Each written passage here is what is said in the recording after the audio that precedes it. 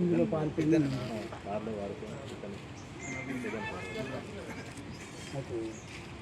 ఇంకొంటే అన్ని ఫోటోలు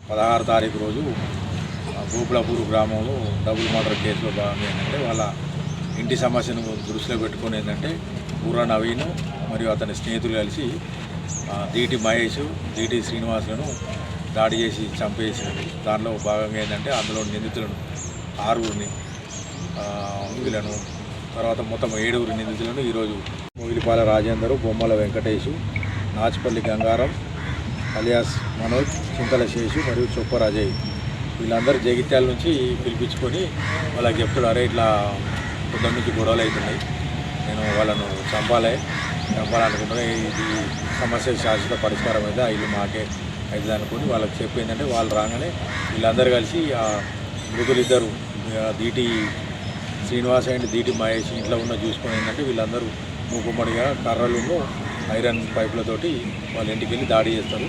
ఆ దాడిలో ఏంటంటే దీటి శ్రీనివాస్ అక్కడికక్కడికి చనిపోతాడు. మిగతా మహేష్ని ఏంటంటే ఎంజిఎం హాస్పిటల్కి తరలిస్తే అక్కడ చికిత్స పొందుతూ అతను మరణిస్తాడు. దీని మీద వాళ్ళు ఇమ్మీడియట్ ఏంటంటే ఈ గొడవ రాగానే చుట్టుపక్కల వాళ్ళు రాగానే వీళ్ళు పరారైపోయి వాళ్ళు వేరే ప్రదేశాలు అనుకుంటే ఈరోజు వాళ్ళు వేరే ప్లేస్కి వెళ్దామని ఉద్దేశం కొద్దీ వాళ్ళ బండ్లను పట్టుకొని వస్తూ ఉంటే ఏంటంటే 1000 వాహనాల తనిఖీలో మాకు పోలీసులకు దొరుకుతారు.